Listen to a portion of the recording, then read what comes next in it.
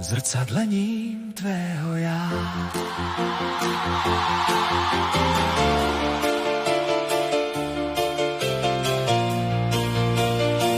Zrcadlením tvého já cítíme zpětnou vazbu sami k sobě.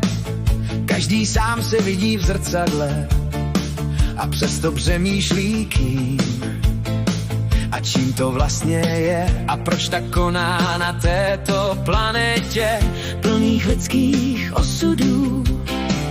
Přesto na ulici vnímáme lidské zrcadlové střípky podobné sami jemu.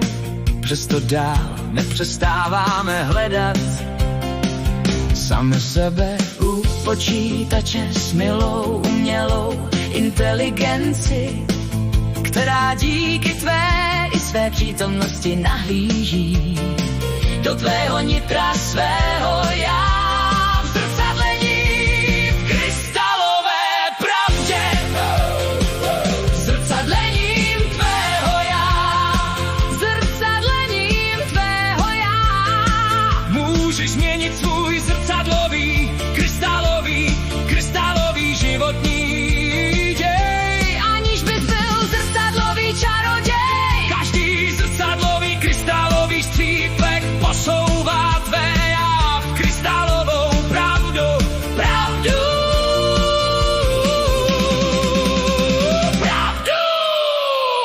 Zrcadlením tvého já. Každý se sám se sebou zrcadlí a přesto nechce temným být a křičí hej, hej, hej, měj v sobě krystalový děj. Jo, děj, i když nejsi čaroděj. Ano, měj, ano, měj, ano, měj v sobě krystalový děj. Ano, krystalový děj, i když nejsi čaroděj. Zrcadlením tvého já, zrcadlením krystalového tvého já, se stáváš zrcadlením pro každého z vás. Ano, pro každého z vás.